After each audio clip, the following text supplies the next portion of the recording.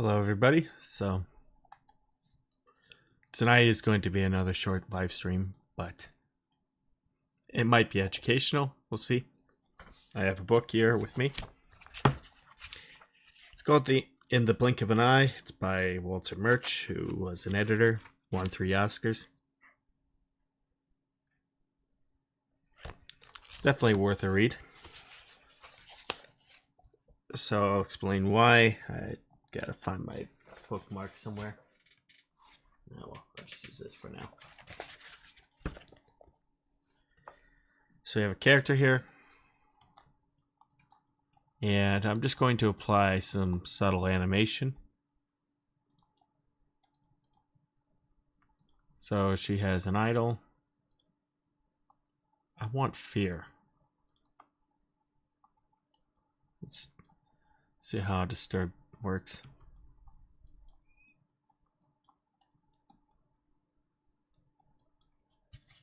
Something land on my head? What the heck?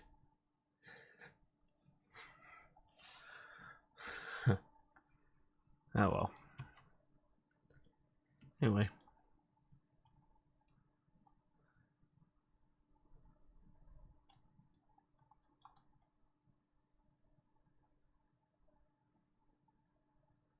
So I'm kind of looking for these little moments here.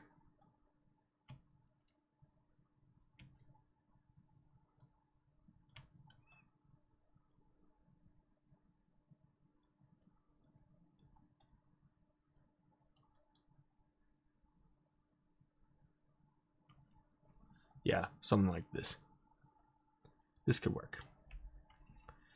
Probably be doing more these little facial expressions like fear, all that, like tense, frightened, disturbed.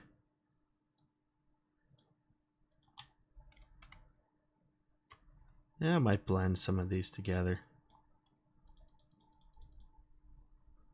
Let's see.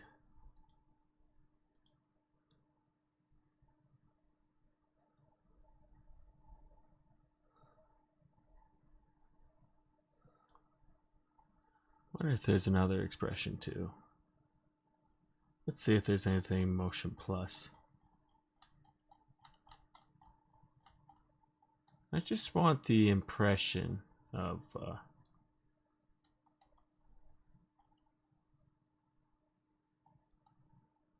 we could do motion plus, see how well that works.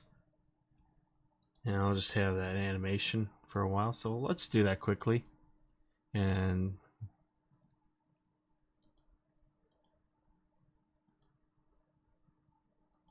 sorry, let's get motion director. What I'm looking for is just some basic animation for her. So let's do female mobility. Get that started for her. And 3, 2, 1, and there we go.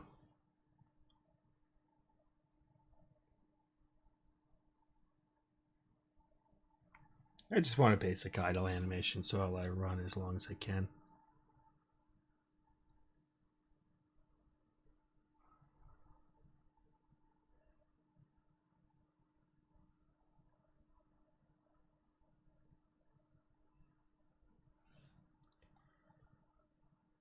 Okay, looks like it repeats every 15 seconds, but that's okay. That's what I need. So we just need to go to all panels, and let's go back to that look of fear.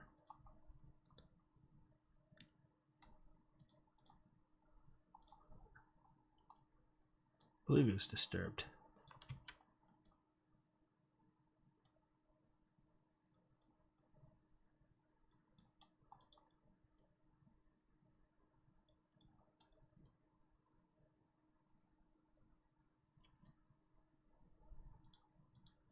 And then I also can slow it down a bit, so I'll probably go ahead and do that quickly.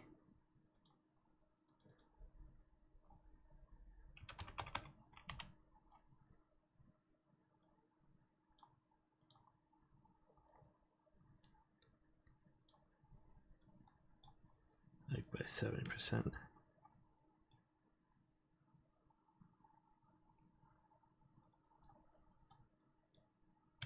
I just want her to stand still. That's basically what I'm aiming for.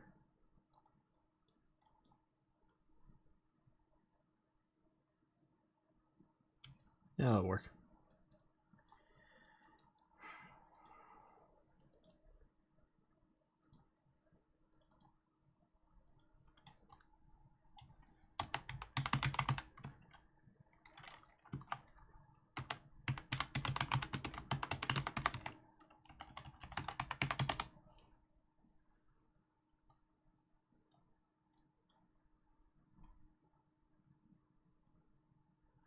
So this doesn't really mean a whole lot what I'm doing, but it's going to make a lot of sense.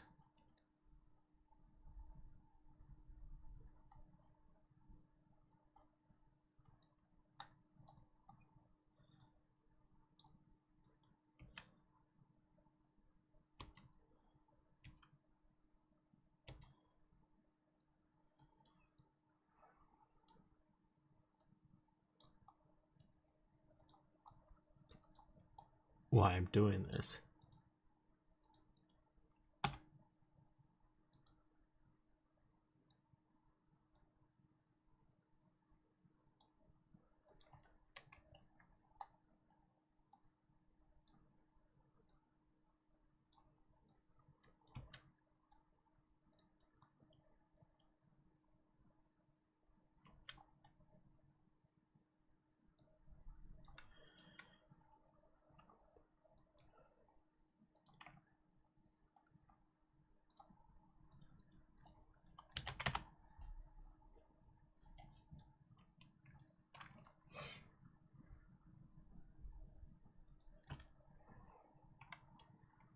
Let's do shaking.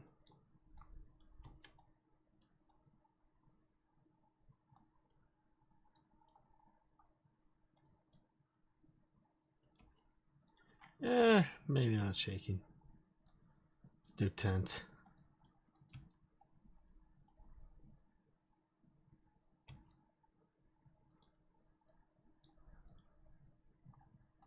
That boat can also lower down here.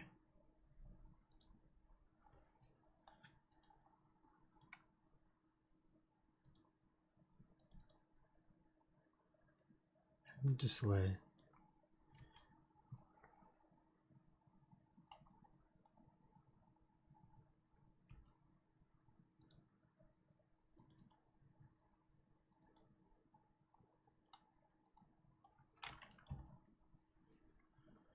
Do something like this here. It's a little over exaggerated, but in fact we can tone it down by like maybe 75%. Maybe 70.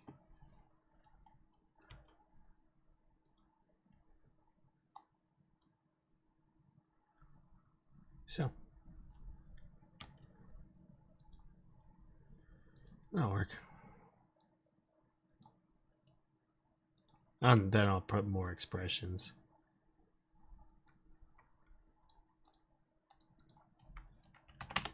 Okay. So why do I have them? What's with these? They're reactions to the monologue, so I'm going to be cutting. So there's a book here called In the Blink of an Eye by Walter Murch. Worth a look if you're able to get it. So editing is kind of an art. And he kind of breaks down 6 rules when it comes to editing how to make your decisions. Number 1 is emotion, story, rhythm, eye trace, 2-dimensional plane of screen, and 3-dimensional space of action. So, what is emotion? Well, emotion is pretty important. So, there's 2 things I'm going to go off of. Number 1 is called Kuleshov effect.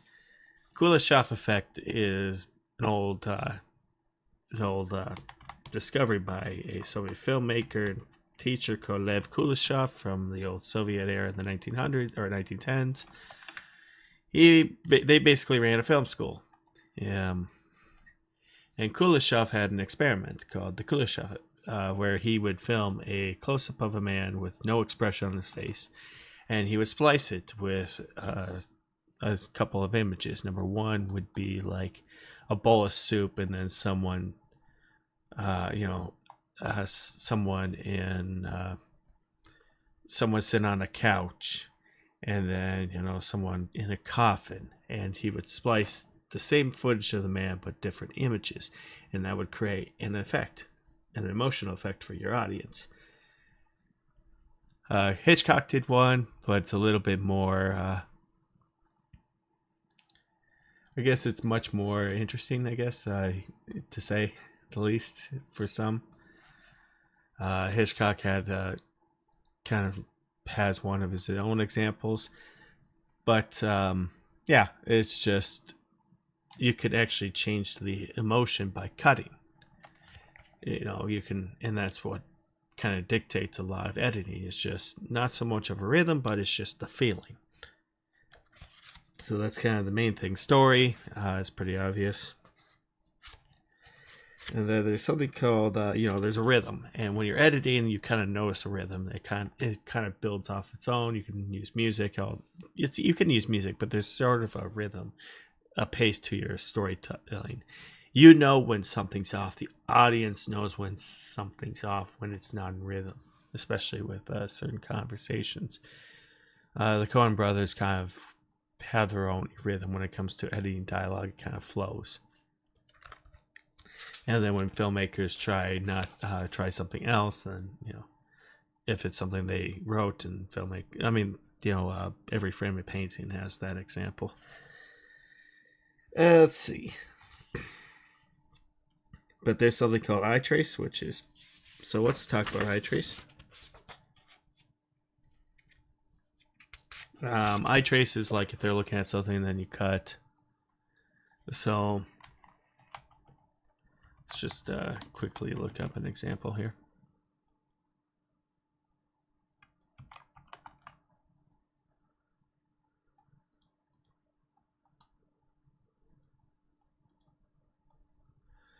It's like, what's the, what are you pointing to? What's the audience looking at, kind of thing? What are you trying to have them focus their attention on? So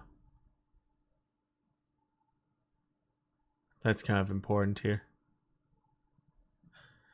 Number 5 would be what's called,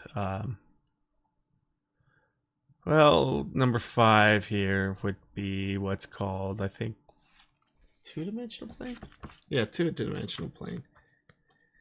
Which is basically, the one thing I would mention is two-dimension is like your 180-degree rule, and three-dimension is where they are in the space of the frame.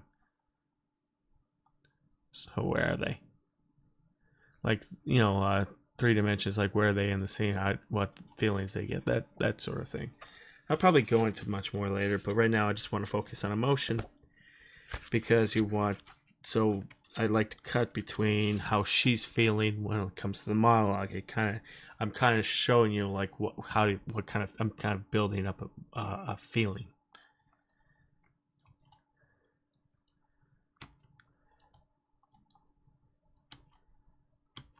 And this is something I kind of do. I kind of cut back and forth. I do reverse shot a lot.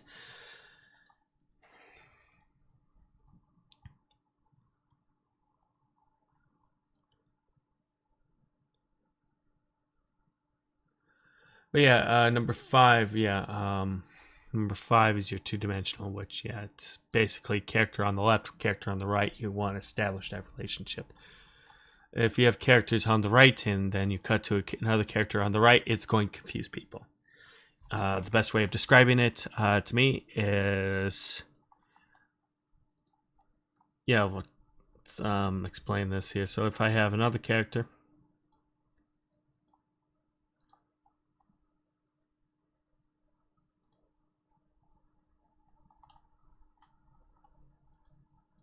and this is something I see people break a lot.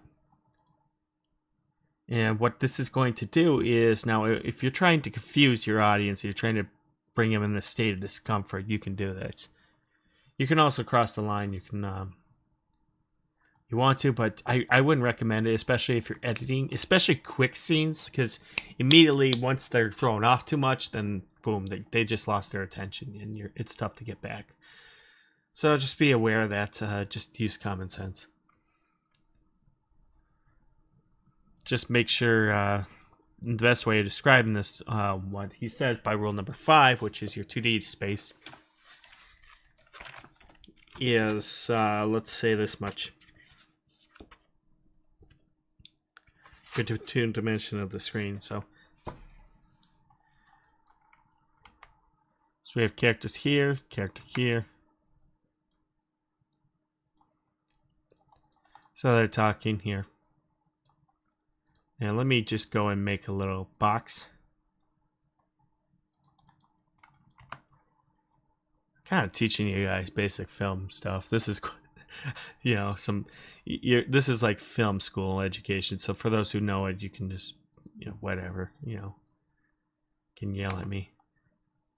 So pretend that there's a line between the two characters. Right here. So whenever a character's talking, there's a line. And let's put a third character in here as well. And we'll just color this character like blue or something.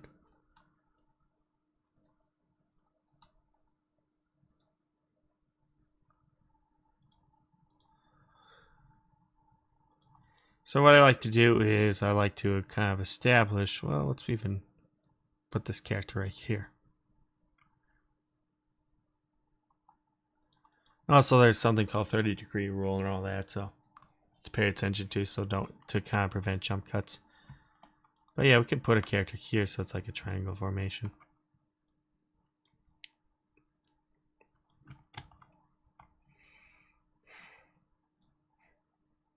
Come on, there we go. So yeah, let's just establish one camera here.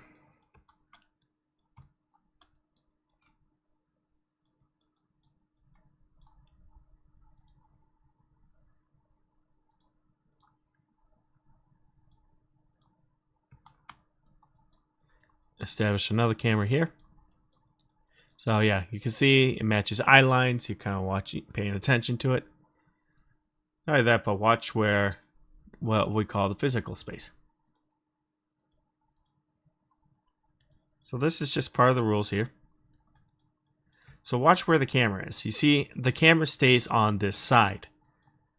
It doesn't cross here. You can swing the camera around, and then you can cut from back and forth as long as that's kind of respecting the rules. But if you cut your camera here, and let's say, let's just break the rules here.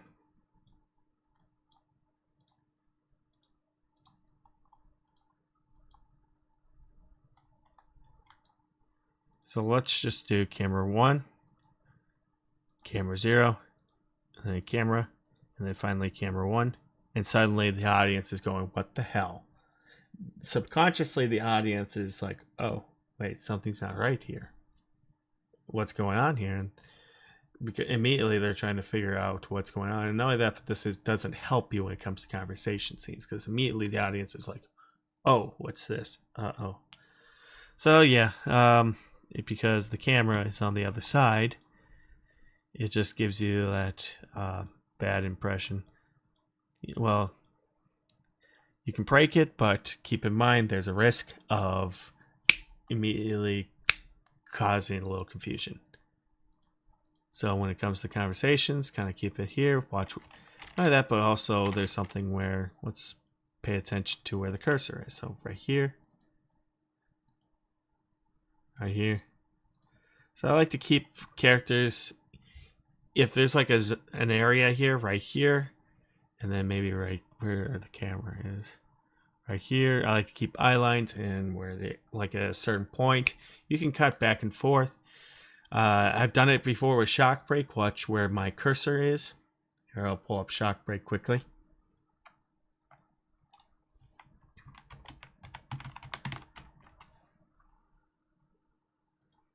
Especially this fight scene.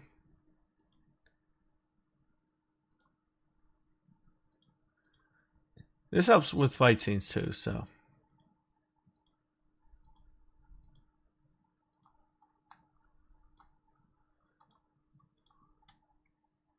Watch where the cursor is.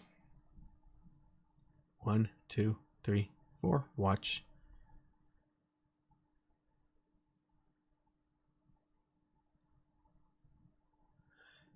Stays in the same place. Character is in the same part of the frame. It's easier, so you can actually cut faster. Because if you're having like characters like that swing all around the frame, you're going to instantly wear your audience out. They're going to try to find where it is, and suddenly it's a lot more work for them. They're not going to be quickly invested because they have to take a step, like a few seconds, to process that information and where the character is in the frame. So if she's like here, but then she's way over here and back and forth, they're going to be kind of racing through and wondering about this.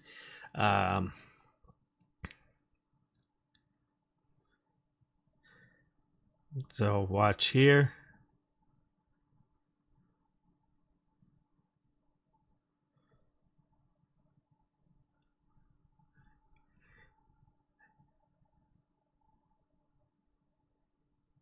That way you can actually, not only that, but Mad Max has characters like in the center, which is much more easier because boom, you know where it is and they can cut faster and faster and faster.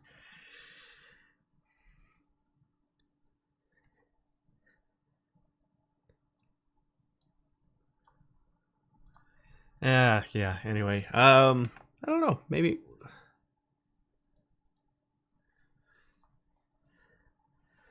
I'm afraid of showing like films because the whole copyright situation. But Hollywood Films does it. Just go and watch. Go pull up a really good Hollywood scene, a really good action film, and then just kind of hover your cursor and see what happens. Just like that, or right here where the characters go. It's much easier to follow.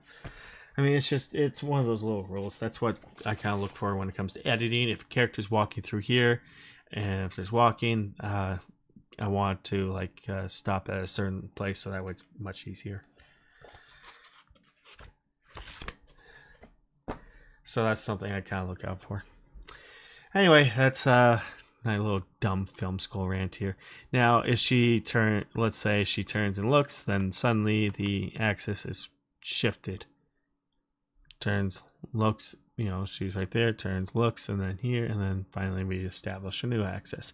Or she walks and all that, so the line of axis can change depending on what the character's if the character's looking here, it turns their body, then it's shifted, then you have to establish the cameras.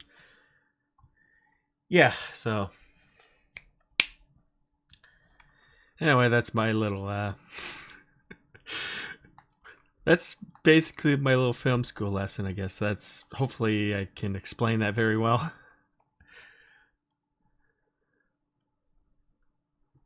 I like to establish characters on left and right. It's easy to follow. If you have characters just jump around all the frame all over the place, it's much more confusing. And it takes a long time. It takes people longer to process that information.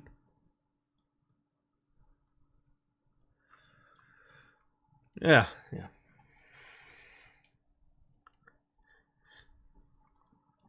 But if you like show where where a character's looking at, and you have all that, and if you just play around with it and play with emotion, play with story rhythm and everything, like play with the rhythm and all that, you can actually get pretty good results, and you can make a really good film out of it. And most importantly, and sometimes it takes me a couple of tries.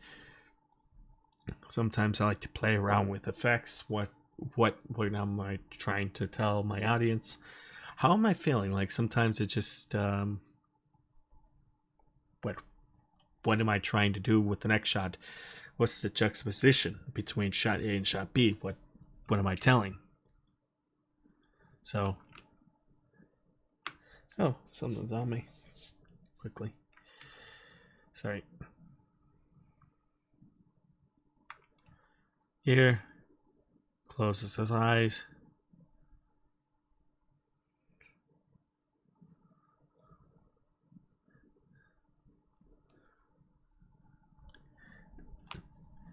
And then there'll be a juxtaposition between like meditation, practice fighting, and actual fighting. So this is the effect here. Went with a very shallow depth of field. Actually, I used a like a really really extreme close up. I also changed the lens to like I think 200, at least 200 millimeter. So that's 75. Just wanted that highlight right there from the facial expressions, because a really good facial expression really tells the story. So yeah, just watch for the character. Left, right.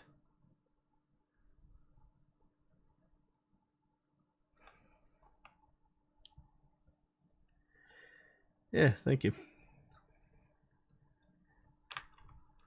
So that's just these little facial expressions, these little subtle things just tell a lot.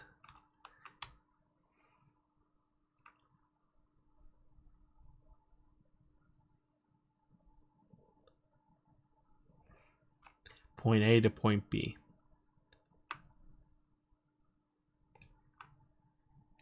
That's what you're looking for.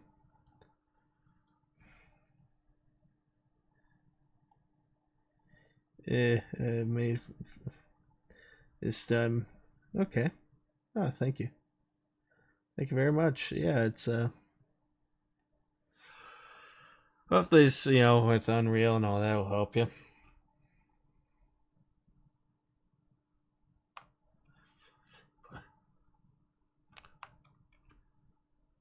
I just wanted to get this little short film done eventually. I'm going to spend a couple days on it, but right now I'm just kind of filming these reaction shots here for the next couple of days.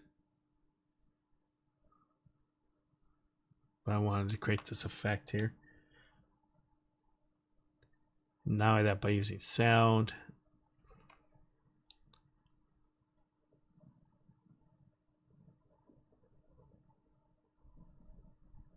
Kind of knowing what to work with here.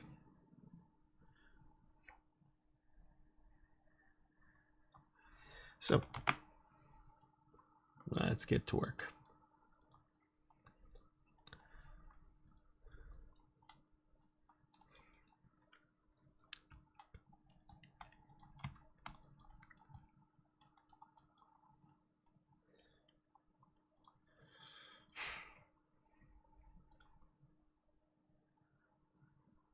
So that's my really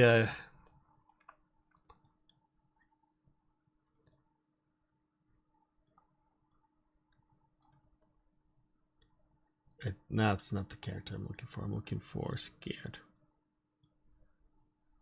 So I'm looking here for his facial expression. That's what I'm looking for.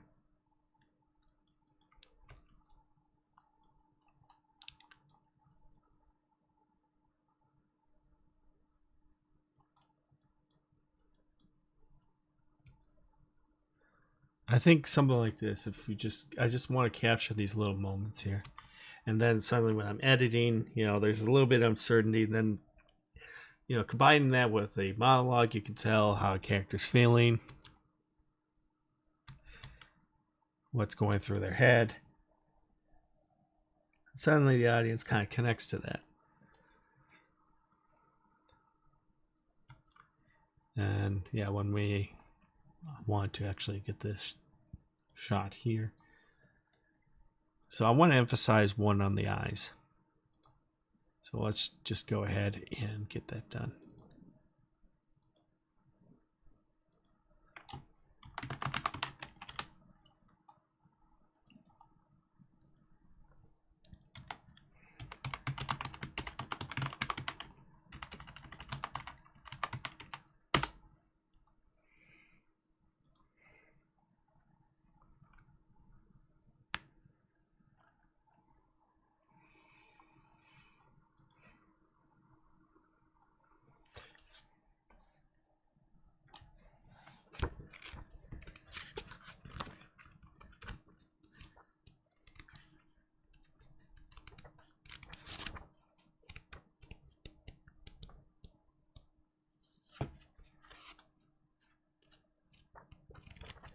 Yeah, how to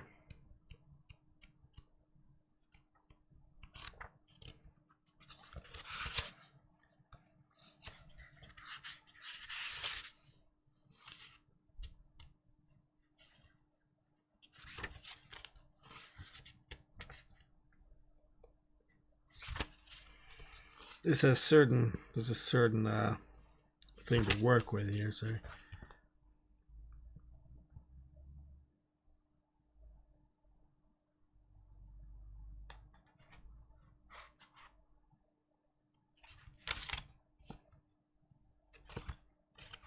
quite an interesting book if you haven't read it in blink of an eye. I don't know if there's audiobooks of it, but yeah, I'll definitely have to make some examples, kind of pull up the book a bit more. I also have like a lot more, like I have a book somewhere. Ooh, yep, there it is. There's another book. So I have this interview between François Truffaut and Hitchcock. I wonder. Let me go quickly find this one. Alright, so this is what I'm going to be talking about. So let me pull up the page here. So let's see. So let's say, this is between François Truffaut and Hitchcock. So my two favorite, this is François Truffaut. My two favorite Hitchcock pictures are Notorious and the one they're going to talk about, Rear Window. I know it's based off a Cornell Woolridge short story, but I never read it. It dealt with an invalid who was confined to his room, but I think there was a man to look after him, but who wasn't there all the time. The story described all the things the invalid saw from his window and showed him. Let's actually just kind of go through.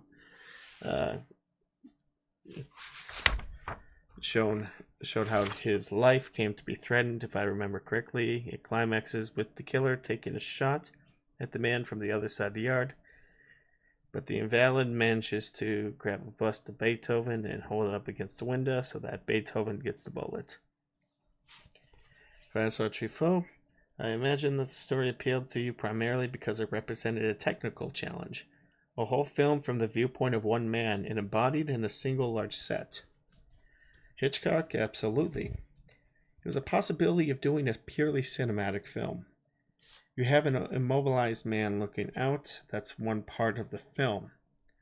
The second part shows what he sees, and the third part shows how he reacts. This is actually the purest expression of a cinematic idea. Pedovkin dealt with this, as you know. In one of his books on the art of montage, he describes an experiment by his teacher, Kuleshov. You see a close-up of the Russian actor, Ivan. I cannot pronounce that. Sorry. This is immediately followed by a shot of a dead baby, back to the actor again, and you read compassion on his face. And then you take away the dead baby, and you show him a plate of soup. And now when you go back to the actor, he looks hungry. Yet in both cases, they used the same shot of the actor. Face was exactly the same.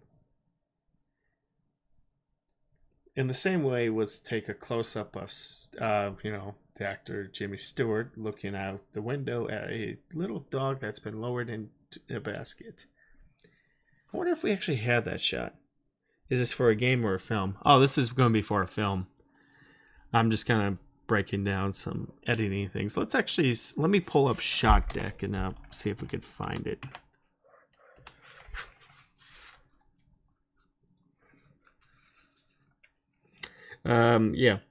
Let's see. Back to Stewart, who has a kindly smile. But if in the place of the little dog you show a half-naked woman exercising in the front of her open window, and you go back to a shot of the smiling Jimmy Stewart, this time he's seen as a pervert. So you can actually change the effect, based off of taking one image.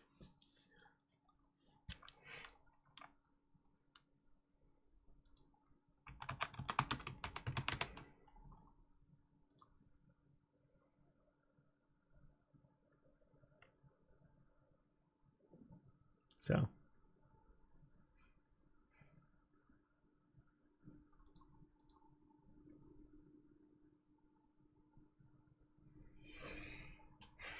you can learn.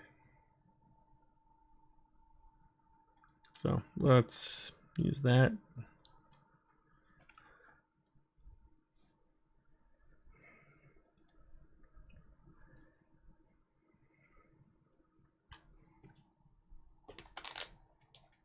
I think I have more books here, but yeah, Hitchcock Truffaut. It's an interesting. Actually, I'm sure I have an audio thing for you guys. If you don't have it, let me go find it.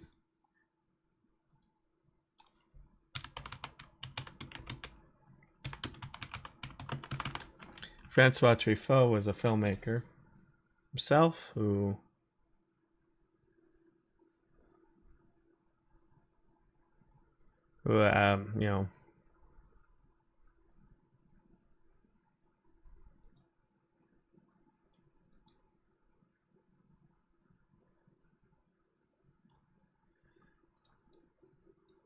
you know, he did the 400 Blows, Julie Jim, a couple other. Let's see, Day by Night or Les Me. I don't. Yeah, my French is just going to be really bad, but yeah, that's a whole interview if you're interested.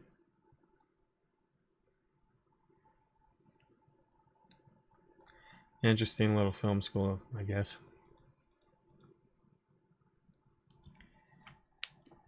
And let's see if I could find a couple of things I'm talking about here.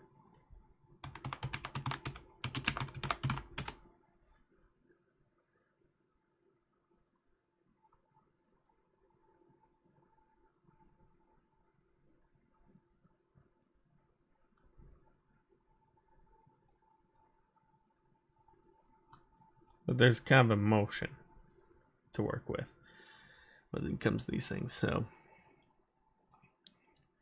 it's really like, this is not so much learning the Unreal Engine, it's more like learning some filmmaking, I guess.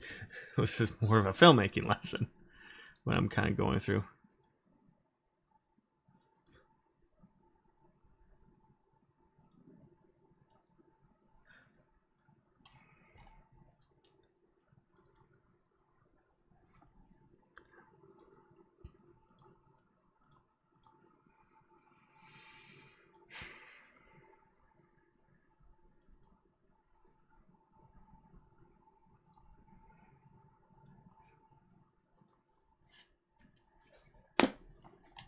There are plenty of books around here.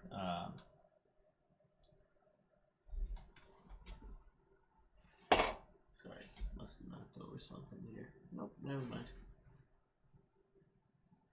I have another one here, but I'll pull it up later.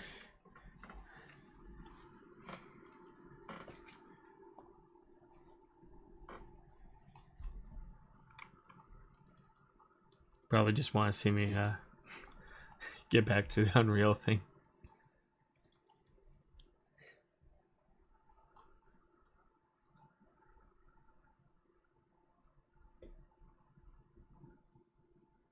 Do you make a storyboard for your scene, or do you just go out and having fun? I kind of have an idea of what to do for my scenes. Like, I have, like, sometimes I'll kind of sketch something out, have like a rough sketch if I need to plan it. But most times I just kind of, I have a rough idea what I want to come. Like, the first thing I kind of think about is what am I trying to tell. So I kind of work off of it. Sometimes I kind of wing it. A lot of times you probably see me just, but I have like this rough idea what to work with. I have like a rough idea, like sometimes I'll kind of draw it out, or sometimes I'll just kind of make a plan. Okay, I want this angle here. Or if there's something wrong with the animation, I can work around it, I guess. But the main thing is, like, what am I trying to tell? Like, what am I trying to do? And you'll kind of see where my lens choices are going to be.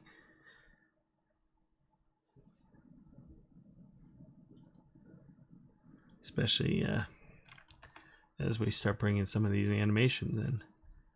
So I think about where characters are placed and all that. So I have to think about, okay, so so the character will be here. How am I going to frame it up? Sometimes it's, the most important thing is like, how am I going to edit it? How I'm going to make it work. As you can tell, I can, you kind of saw me pull up in Premiere to make money. Once in a while I'll take an odd job, but to be honest, I'm mostly trying to finish my work these days. I'm currently trying to work on a course, private courses right now. I'm pretty close to monetizing on YouTube. I'm not sure when I'm going to have it. We'll see. I have taken certain jobs before, like made pretty decent money out of it too. It depends. Like, the most important thing is kind of getting a feel for Unreal.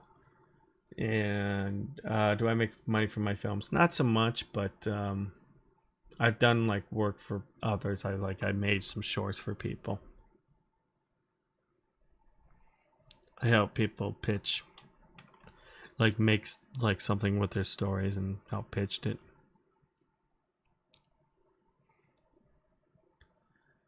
But eventually I'm pretty close to what I'm working on right now is I'm looking into crowdfunding eventually. But I just want to get some of these short films done.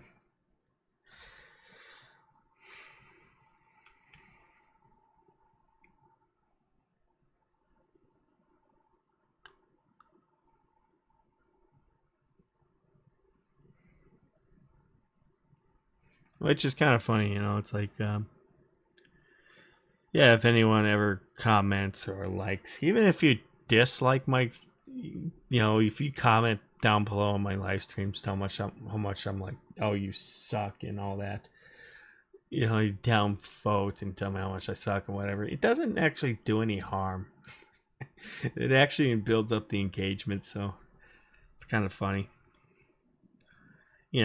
Like, thumbs up, thumbs down, comment, it helps. Even if you tell me I'm, all that stuff. Even the meanest comment, it really doesn't do any damage.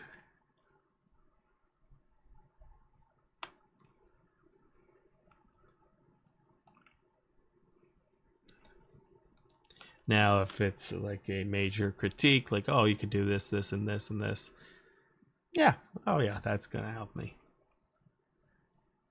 Well, yeah, I'm going to pay attention to that because it's educational experience. But yeah. Oh yeah, it's incredible what you can do, especially your capability. Like, one thing I would recommend is just, yeah, sorry. Well, yeah, let's see what happens right now. I just want to finish up some of my projects first before I really jump onto anything else. What am I doing? Sorry, I've lost my train of thought. Yeah, that's where I'm at the moment. Just kind of finish up my work. Now I can.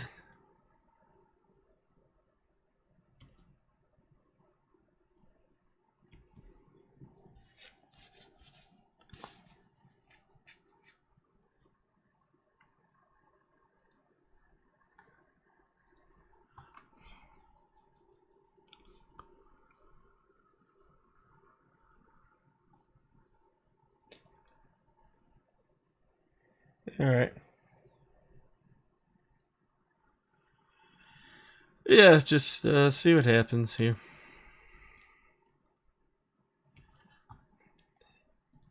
I'm just in that phase where I'm like, I gotta get shit done. I gotta get all this stuff done. I put it off for as long as I can. It's time to get it done and see what happens.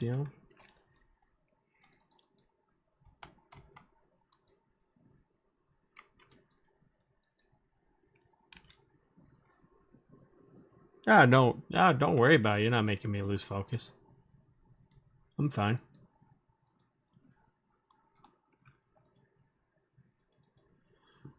Man, the icon is buggy.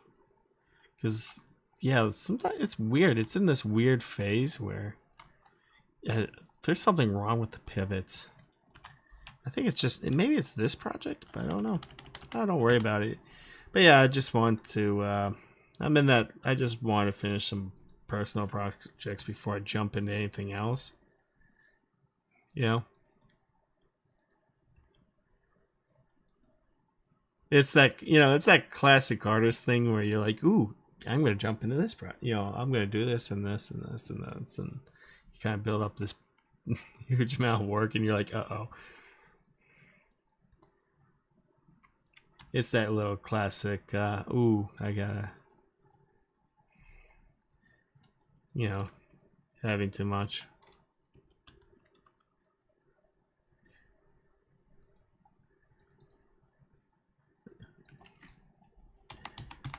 That's it.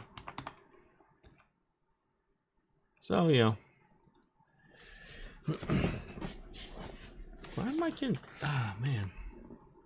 Must be Unreal or something that's causing this issue. Here, I'll just get out of that for a second.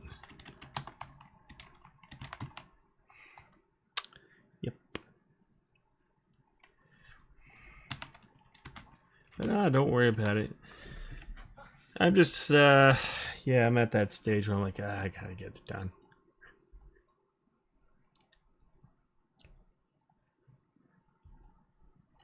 I used to be so worried how the project's going to turn out, but now I'm like, yeah, might as well just build something, build a portfolio, get something done. Don't worry about it. There's no longer like a concern, I guess. It's just do the best I can. If it works, it works. It doesn't, meh, whatever. Move on. It's done. Just do the best you can.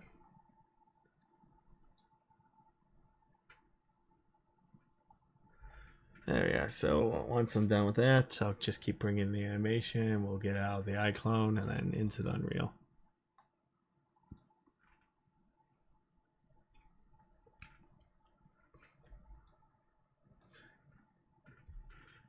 In the meantime, I'm just opening up the stream.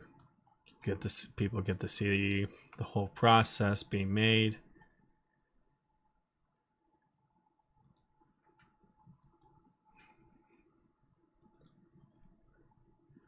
I have a week off of work,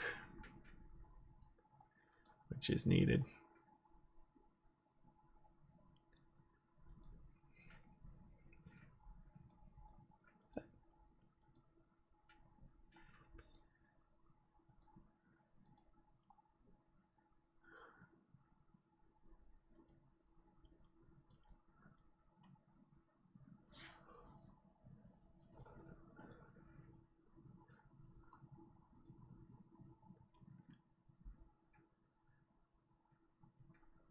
Let's see. Not sure why. What's with iclone today? It's having a little moment where it just doesn't want to work.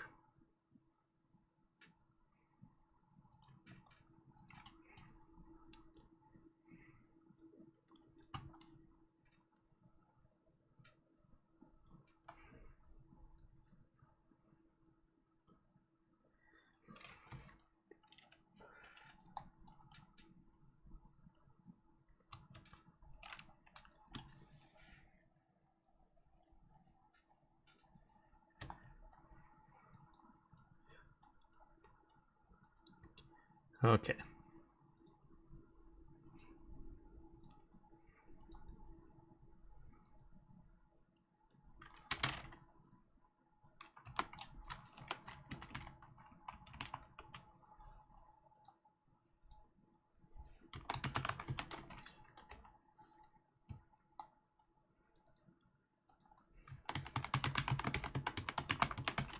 There you are. So, let's see. We're almost done. I think I have one more animation, right? One more.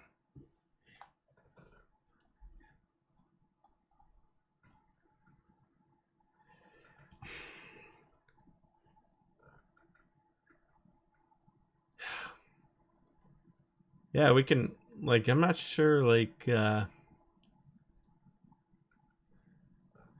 let's see, environmental artist. Interesting. Yeah, you could definitely get pretty good results with Unreal when it comes to environments. That's why that's really why I kind of switched from iClone. It's very limited, but with Unreal, you can get pretty far with it. All right.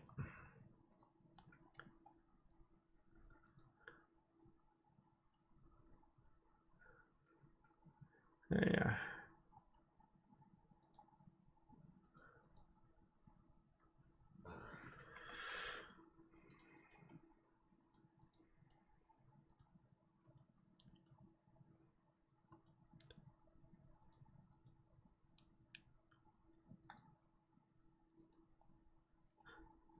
Ooh, I just realized something.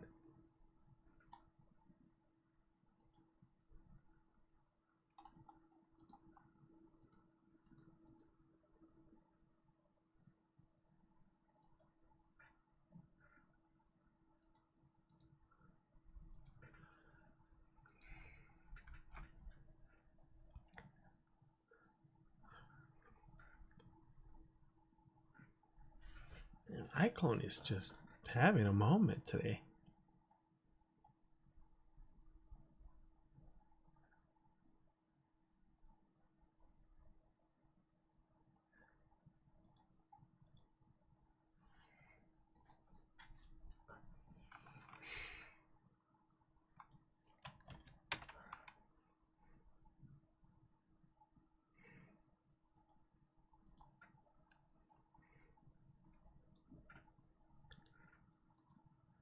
iClone doesn't want to work with me right now.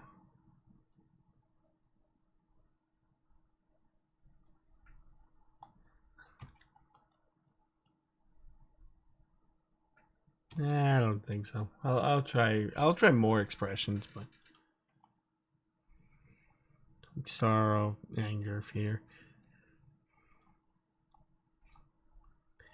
But let's quickly get this done. And now let's pull into Unreal.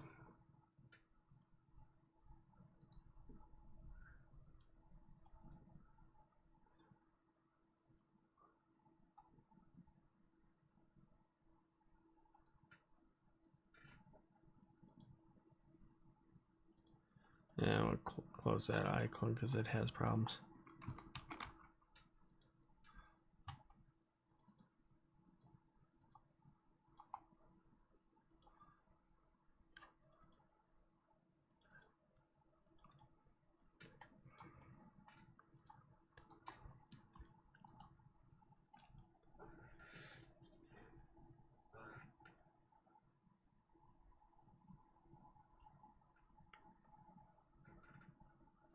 Go through here.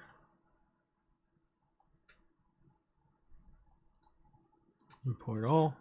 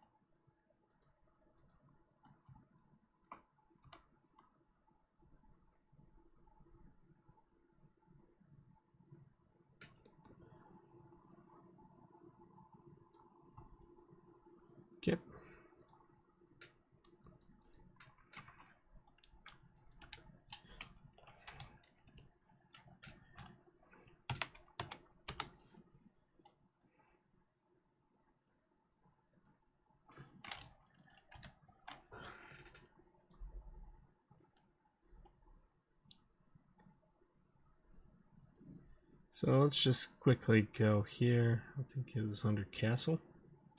Don't save that.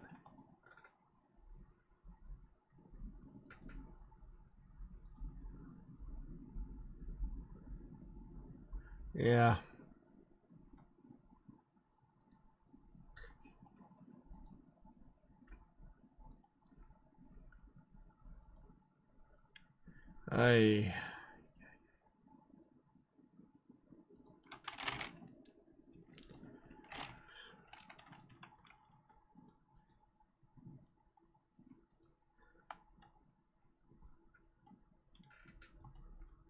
There we go.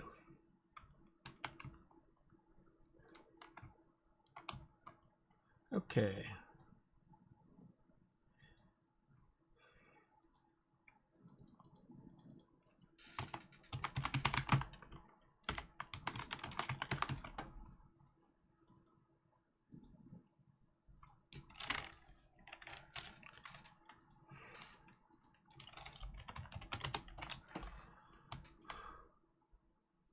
So yeah, first of all, he's gonna be over here, and he is.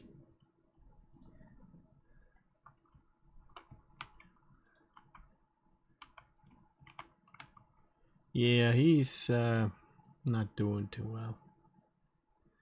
In fact, we can modify that to 0.1. And you know what?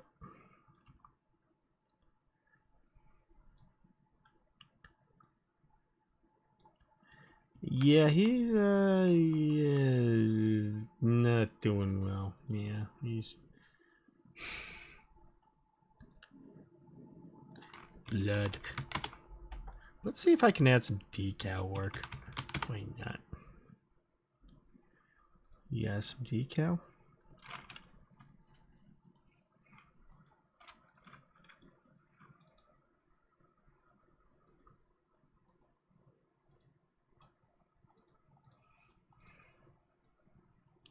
Sure.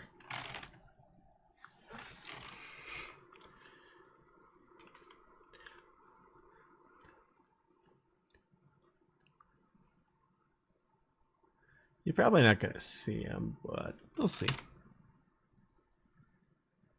Oh no. Why is this a nanite? You don't need that. It's decal. Oh. Oh my. That's too much. Let's do 50.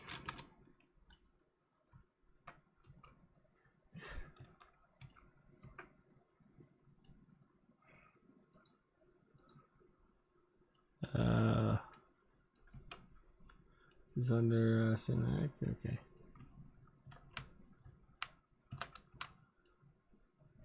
Oof. Let's do like 30. And I don't want that. Let's just do decal.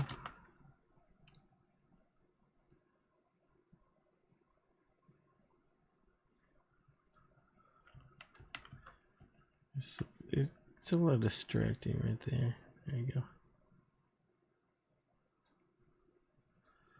There you are.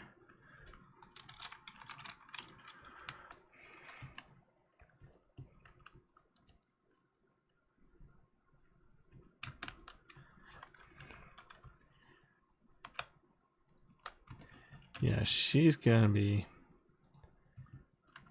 up there. I want her to be in this pedestal. So this is where I'm thinking. Just as a thought. She's there, you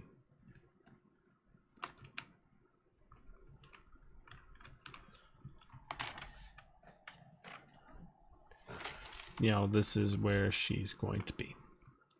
So we'll have to think about lighting. Ooh, I do like that.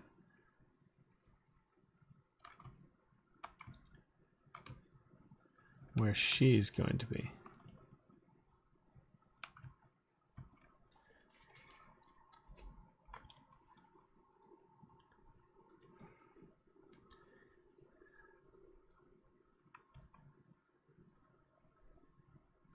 I have to think. or your character. So you might be here, but the main focus.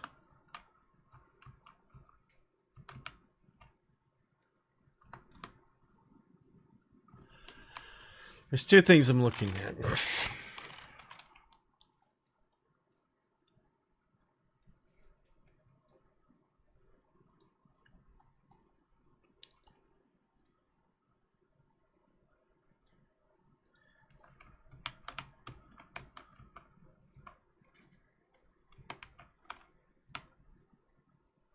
One would be, let's look at the camera work. I want a telephoto lens.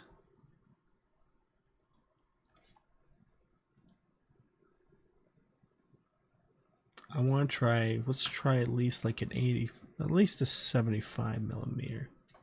Something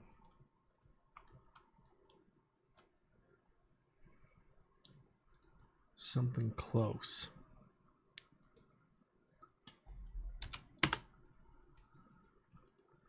So this is what I'm thinking about.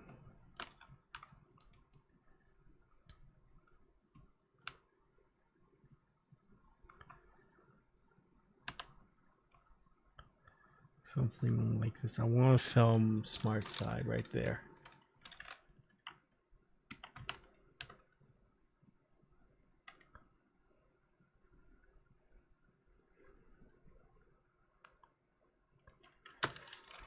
You know, just your basic shot here.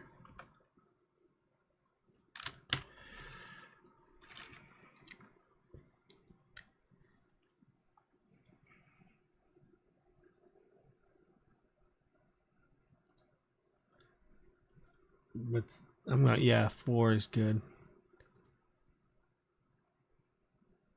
Oh yeah, that'll do. Well, where's, okay.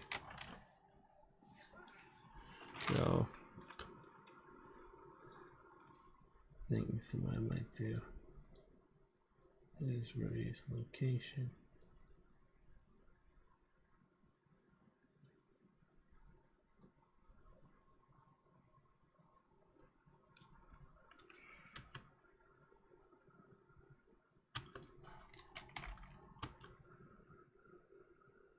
So we have a little, where's the catch light?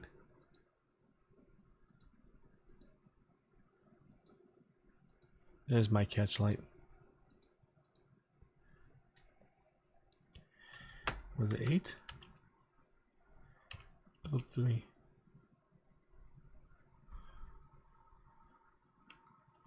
So if I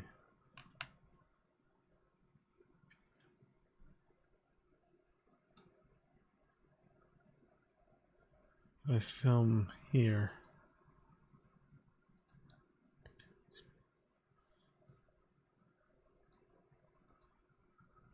Film smart side right there. But I want the eye lines to match here slightly.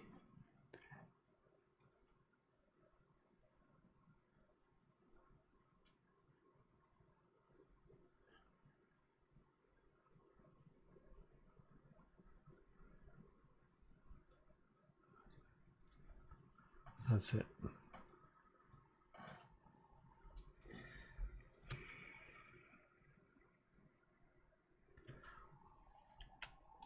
But I want to also internalize some trouble. So camera shake, but I might bring it down slightly. We'll see how bad it is, how distracting it is, but I just want a slight handheld.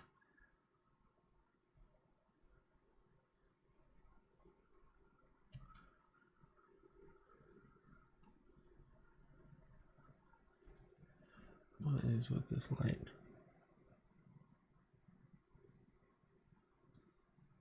I want.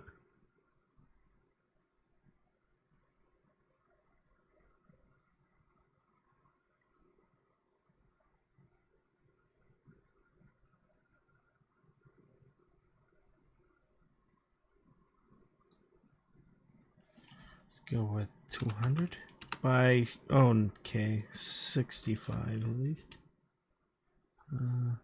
25.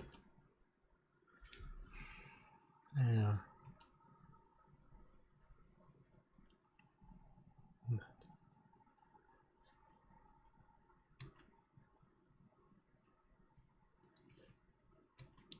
So where is this catch light?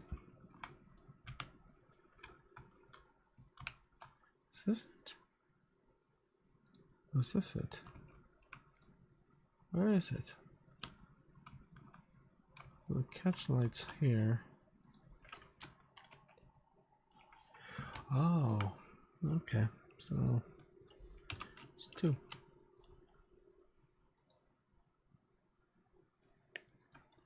Let's go with 3.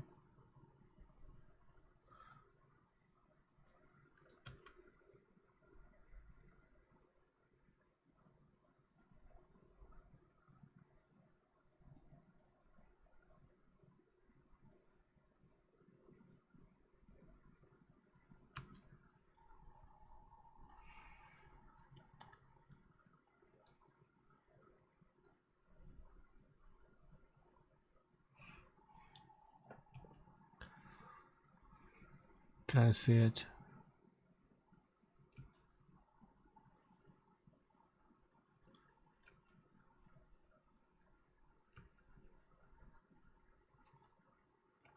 Right there.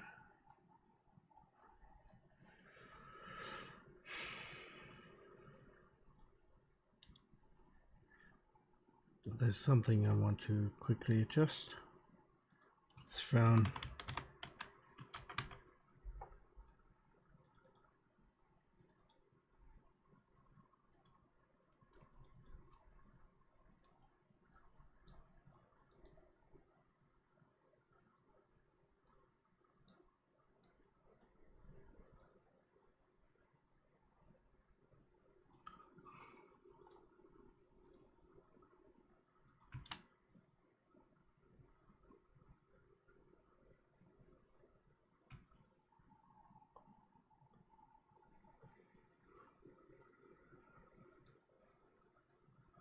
Maybe if we just slowly adjust.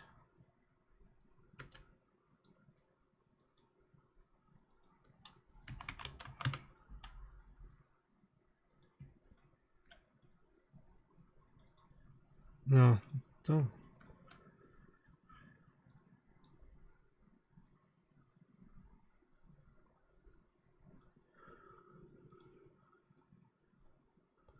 There we go. A little bit more frightful.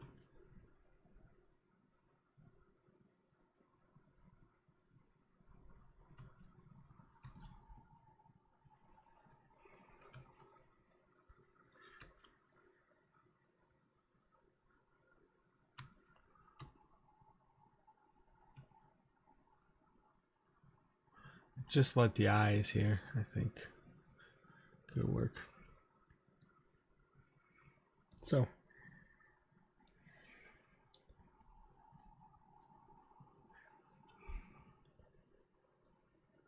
that's really what I want to try.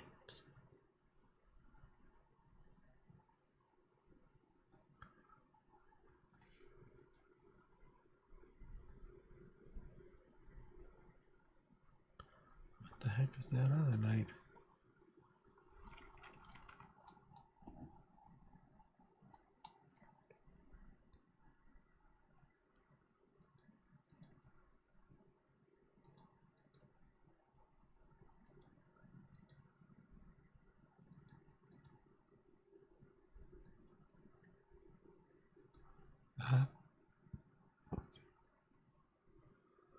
That's it. 3.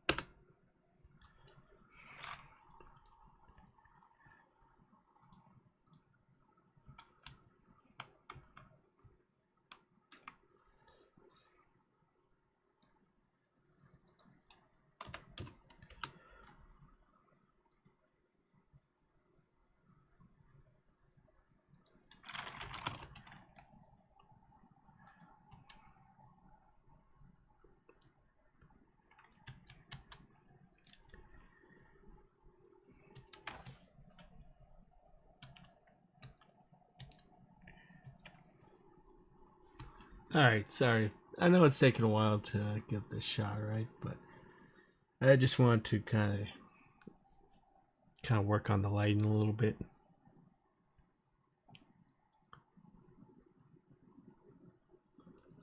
Slowly kind of make little adjustments.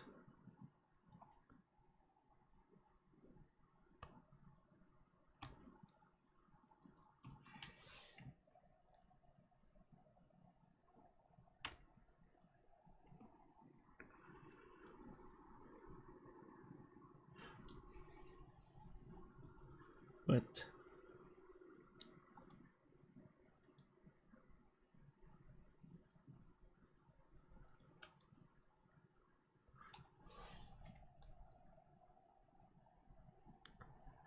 yeah, I think this will work pretty well.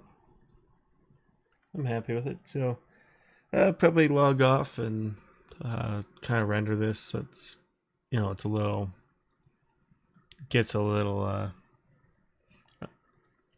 picky when it comes to rendering. Sometimes it'll crash, sometimes it won't. Oh yeah. How do you make camera handheld? Oh, that's easy. I'll show you.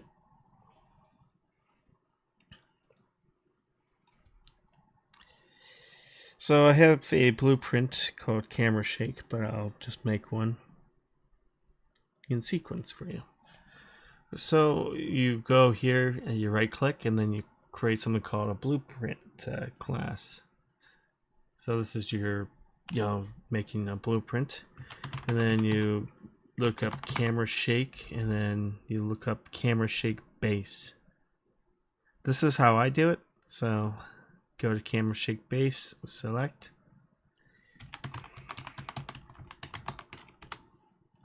You go here, right click, just click here. Now you just exit out because it always does that. And then you select again.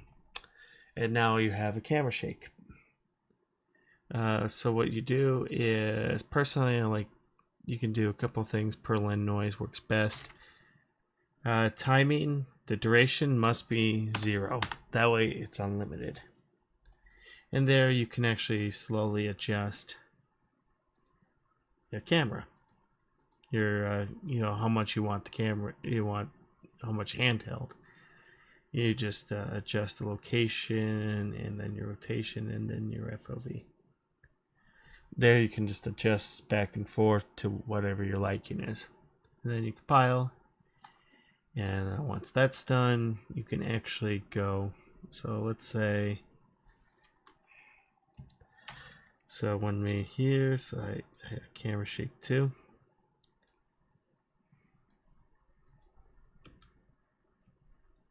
And you get this nice little handheld effect.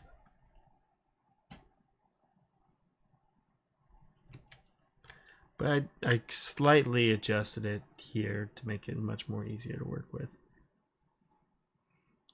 So that's how you get this handheld. And I slightly adjust it when it comes to the movement. Like I make slight handheld when I kind of adjust, move the camera forward.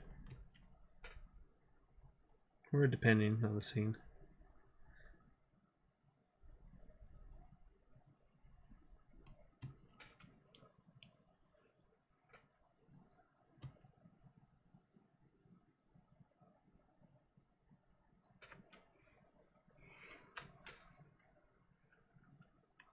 So for her, I think, well, the villain is just, it's going to be a steady cam. The villain's in complete control.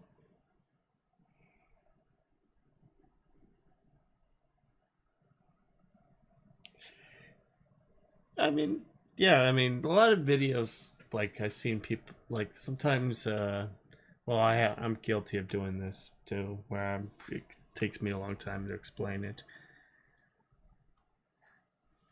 But for stuff like, if you want to know how to add shaky cam, it's this. It's pretty simple. It's a little blueprint.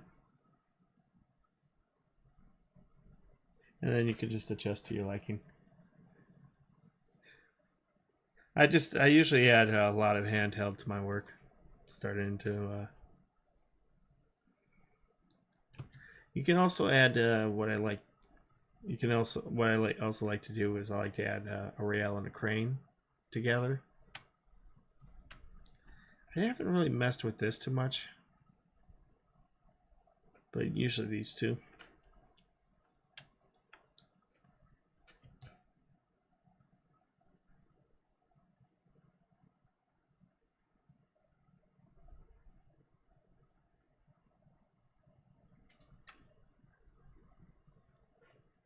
But with this, like, she's in a.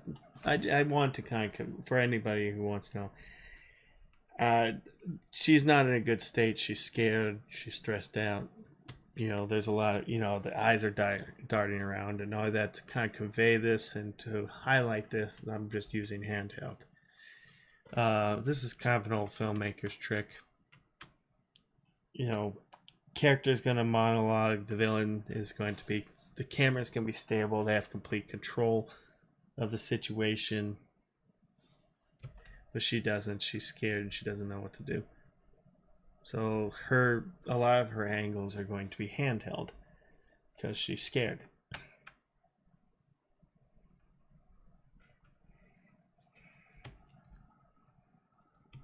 There's a sense of unease, that's how I kind of think about this. So that's how I convey, like, there's always an effect. And like, obviously I'm using, instead of a very wide angle, I'm just using using a telephoto. Using 75 millimeter, I want to kind of illustrate the main thing I want people to focus on is the eyes. You kind of notice her eyes are darting back and forth. That's what I like about the digital soul thing. It's just there's some really good eye animation. There's a lot you can tell with her.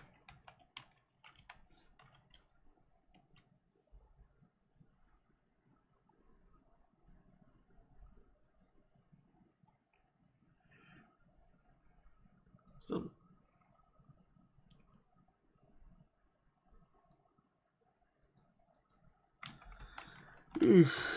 let's see. So that's my kind of an old little thing I like to. It's just an old trick. I've seen David Fincher do it a lot.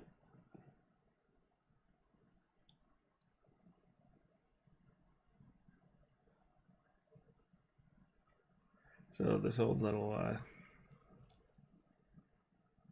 I think I'm going to put the villain either on a 35 or a 55. I'm still deciding, but for her, I'm going to keep her on a telephoto lens.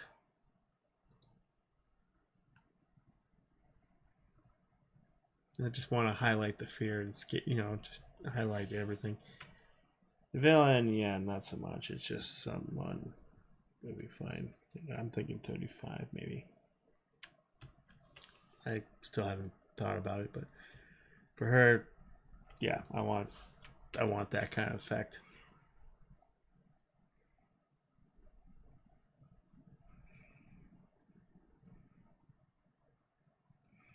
I just want to kind of illustrate. All right. Actually, I might be logging off soon. It's probably close to midnight where I'm at, so, or it's actually midnight, well past. So I'll probably render this and then head off to sleep. And tomorrow morning, I'm going to be working on this project nonstop. Who knows how much progress I'll make on it, but yeah, in the morning I'm going to decide on the lens. So I mean, if anyone has any questions, let me know.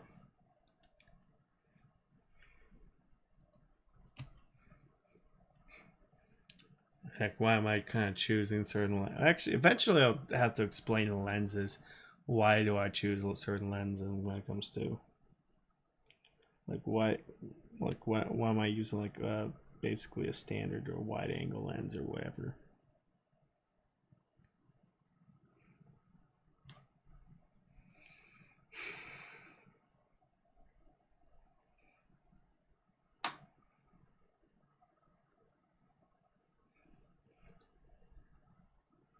But yeah, probably be yeah, it's probably gonna get some rest and then tomorrow morning I'll get some work done. So yeah, who knows? Maybe I'll just explain lenses eventually. But anyway, thank you guys for watching.